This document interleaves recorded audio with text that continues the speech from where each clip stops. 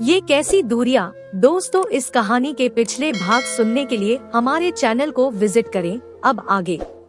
मैंने सोचा था कि तुम मुझसे इतना प्यार करते हो कि मेरा दर्द समझ जाओगे, मेरी ताकत बनोगे, जय को सजा दिलाओगे, पर ऐसा कुछ नहीं हुआ। तुमने मुझसे एक बार भी नहीं पूछा कि मैं कहाँ थी, किस हालत में थी। इस हादसे को भूलकर मैंने फिर से एक नई जिंदगी की शुरुआत तो कर ली थी, लेकिन उस तरह जी नहीं सकी। यही वजह थी कि कभी तुमसे रूठ जाती तो कभी। शीतल ने कहा। राज ने पूछा, तुम्हें मुझसे एक बार कहना तो चाहिए था, और जब तुम वापस आ ही गई थी तो फिर घर क्यों छोड़ा। शीतल बोली, क्योंकि मुझमें जय का अंश पल रहा है, इसलिए मैंने जय को भी मारा और घर भी छोड़ा। राज ने कहा, तुमने कुछ भी किया हो मुझे इससे कोई फर्क नहीं पड़ता, तुम मेरे साथ घर चलो। शीतल बोली, बच्चों की तरह जिद ना करो, मैं जैसे भी जी रही हूँ जीने दो मुझे, मैं नहीं जी सकता तुम्हारे बिना। शीतल ने कहा, गौरी के सहारे जियो। राज, वापस चले जाओ, मेरी वजह से कितना सहोगे। अगर मैं तुम्हारे साथ चली भी तो ये समाज हमें नहीं जीने देगा। हमने समाज की परवाह कब की। शीतल ने कहा, जो भी हो मुझे यही रहना है, इसी घर में, इसी तरह से। कभी मेरे करीब आना चाहती थी और आज मुझसे ही दूर। राज ने कहा। शीतल बोली, आज दूर होना ही अच्छा है। शीतल, गौरी के लिए ही चलो। नहीं चल सकती, तुम जाओ यहाँ से। राज चला गया। उसके जाने के बाद शीतल तकिए में मुंह दबाकर रोने लगी। राज अपने दोस्त के घर कुछ दिन इसी आश में रुका रहा कि शायद शीतल मान जाए, लेकिन ऐसा कुछ भी नहीं हुआ। शीतल हर रोज वहाँ काम करने आती, उसे कोई फर्क नहीं पड़ता था कि राज उसे इस हालत में देख रहा है। ना तो राज ने उससे कभी कोई बात की, ना ही उसने कभी कुछ कहा। जब राज को कोई उम्मीद नहीं दिखी तो वापस अपने शहर आ गया। राज गौरी को लेकर अपने घर जाने लगा तो उसकी माँ बोली, तुम अब यहीं रहो। राज ने कहा, शीतल के साथ इस घर में रह सकता हूँ, उसके बिना नहीं। गौरी को लेकर वो अपने बनाए हुए घर में आ गया। राज सुबह गौरी को स्कूल छोड़ते हुए ऑफिस चला जाता। दोपहर में रिया गौरी को संभालने के लिए आ जाती थी। राज भी 6 बजे तक घर आ जाता था। उसके आने के बाद रिया चली जाती थी। कुछ महीने बीत गए। इन कुछ महीनों में राज ने अपना बिजनेस बहुत ज्यादा बढ़ा लिया। साथ ही उसने गरीब बच्चों के लिए स्कूल भी खोले, ऐसी औरतों के रहने की व्यवस्था की जिन्हें समाज ने ठुकरा दिया, या फिर जो मजबूर और बेसहारा हो। उसका सोचना था कि शायद इन सब कामों की वजह से शीतल मान जाए। राज ने कई बार उससे बात करने, मिलने की कोशिश की, लेकिन कुछ भी नहीं हो सका, क्योंकि राज के वापस लौटने के बाद शीतल वहाँ से कहीं और चली गई। कहाँ गई किसी को नहीं पता। राज बहुत तेजी से ऊंचाई पर जा रहा था। उसके पास पैसों की कोई कमी नहीं रह गई थी। अब वो शहर के अमीर लोगों में एक था। शहर में उसका नाम भी हो गया था।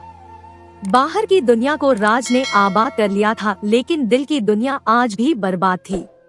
जिंदगी में पैसा तो था, लेकिन खर्च करने वाली नहीं। क्या प्यार किसी को इतना कमजोर कर देता है कि सब कुछ होते हुए भी हम कभी खुश नहीं रह पाते।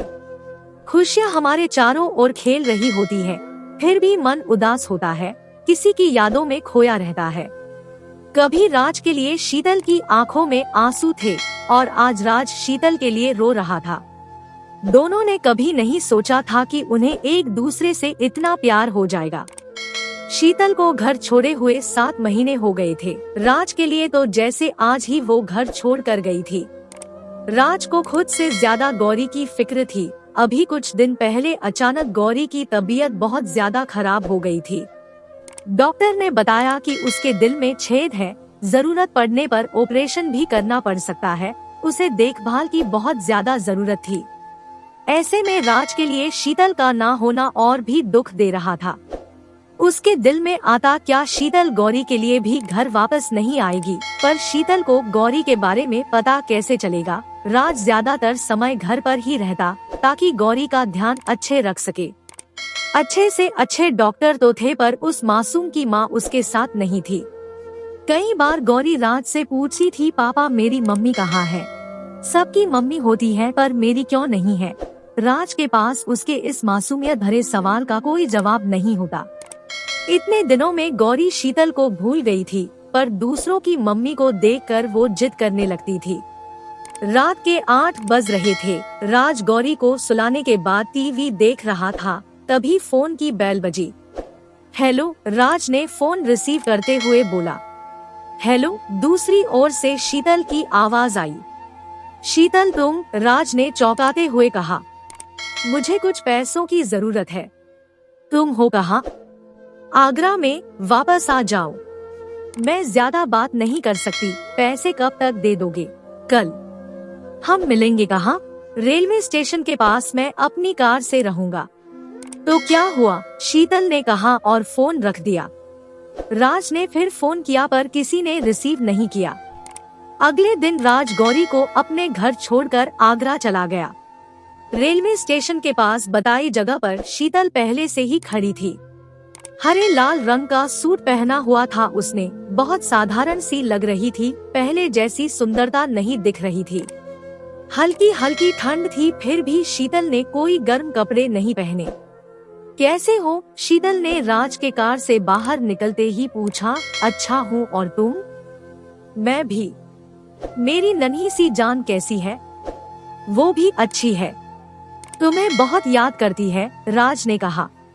कुछ देर दोनों शांत रहे, शायद वो आपस में बात करने के लिए शब्द ढूंढ रहे थे। अपने घर नहीं ले चलोगी? क्यों नहीं? शीतल ने थोड़ा हिचकिचाते हुए कहा और दोनों कार से चल दिए। राज कार चला रहा था और शीतल उसके बगल में बैठी थी। राज ने अपना एक हाथ शीतल के हाथ पर रख दिया। शीतल ने देखा और फिर नजरें हटा ली। राज ने पूछा, तुम कुछ बोल क्यों नहीं रही हो? शीतल ने राज की ओर देखा, फिर गहरी सांस भरती हुई बोली, घर पहुंचकर बात करते हैं। राज ने पूछा, तुम्हारे बच्चे का क्या हुआ? शीतल ने कहा, गिर गया। राज ने कहा, गिर? कैसे? शीतल ने कहा, सीढ़ियों से फिसल गई थी, पैर में भी चोट अभी लगी थी। राज का ध्यान उसके पैर की ओर गया। पट्टी बंधी थी और हल्की सूजन भी थी। तब तक घर आ गया। तुम बैठो यहाँ, मैं तुम्हारे लिए चाय बनाती हूँ, शीतल ने जमीन पर एक चादर बिछाते हुए कहा।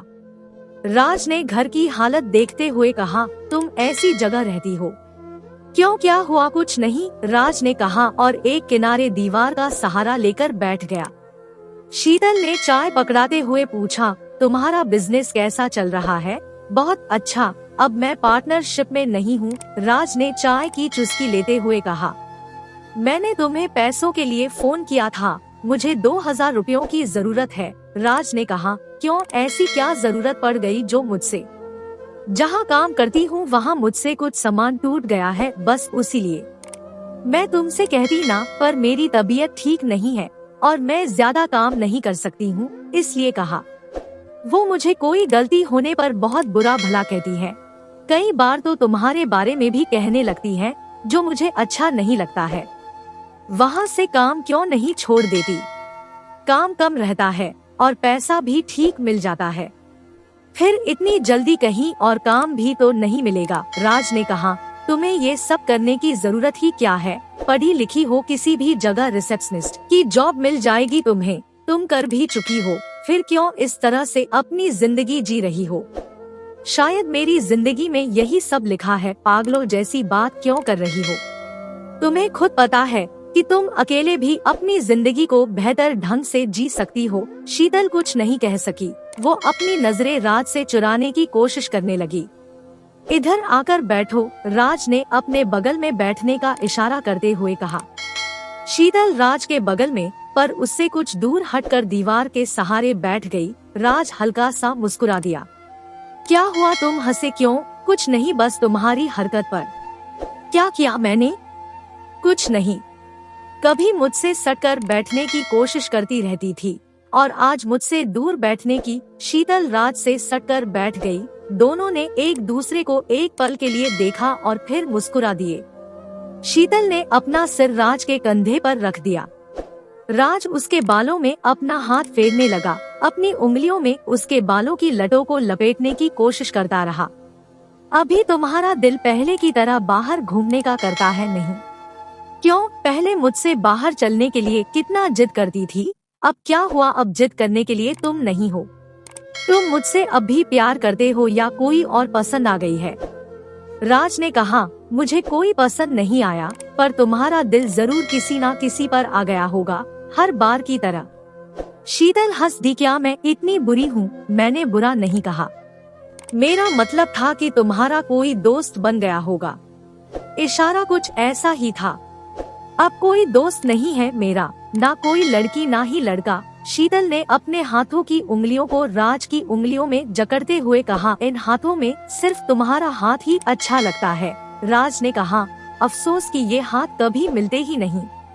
दोनों खामोश हो गए, नजरें एक दूसरे से चुराने की कोशिश कर रहे थे, पर हाथों की पकड़ मजबूत हो गई थी। राज ने चुप्पी तोड़ते हुए कहा, लौट क्यों नहीं चलती मेरे साथ? शीतल बोली, किसी का खून किया है, नहीं चल सकती हूँ, आखिर सजा भी तो मिलनी है, पुलिस से ना सही किस्मत से ही। राज ने कहा, जय जैसे का खून करने में कोई गुनाह नहीं है, फिर भी मैं नहीं चल सकती हूँ, मुझसे वापस लौटने के लिए मत कहो। राज ने कहा, ठीक है नहीं कहूँगा, एक गिलास पानी मिलेगा? नहीं मिलेगा, शीतल ने हंसते हुए कहा और पानी लेने के लिए उठ गई। राज ने कहा, 7 बज गए हैं, खाना नहीं बनाओगी? शीतल ने पानी देते हुए कहा, तुम थोड़ी देर आराम करो, तब तक मैं बना देती हूँ। आराम क्यों, मैं भी तुम्हारा साथ दूंगा जैसे पहले देता था। राज ने पूछा, शीतल जब जय ने तुम्हारे साथ ऐसा कुछ किया था तो फिर वो बाद में तुमसे शादी क्यों करना चाह रहा था? शीतल ने कहा, शायद उसे डर था कि कहीं मैं उसके खिलाफ कुछ करूँ ना। दोनों ने मिलकर खाना बनाया और फिर एक साथ खाया। इस बीच दोनों की आपस में कई बार बहस हुई, कभी सब्जी काटने को लेकर तो कभी बनाने को लेकर। शीतल ने सोने के लिए जमीन पर एक चादर बिछाई, उसके पास 2 चादर थी, एक वो ओढ़ती थी, एक बिछाती थी। उसने राज के लिए एक चादर बिछा दी थी और दूसरी उसे ओढ़ने के लिए दे दी। वो खुद अपने दुपट्टे को जमीन पर बिछाकर लेट गई। वो किन हालातों में जी रही थी इसका अंदाजा लगाना राज के लिए कठिन नहीं था। राज ने शीतल को अपने पास लेटने के लिए कहा। पहले तो शीतल कुछ हिचकिचाई, फिर उसी चादर पर वो भी लेट गई, राज के हाथ को तकिया बनाकर। राज ने पूछा, तुम इतनी गरीबी में यहाँ जी कैसे रही हो? शीतल बोली, हम दोनों ऐसी जिंदगी पहले भी जी चुके हैं। राज ने कहा, तब मजबूरी थी, आज कौन सी मजबूरी है? दोस्तों, इस कहानी का अगला भाग देखने के लिए चैनल को सब्सक्राइब करें और कमेंट करके हमें बताएं कि ये कहानी आपको कैसी लगी। कहानी सुनने के लिए आपका बहुत बहुत धन्यवाद।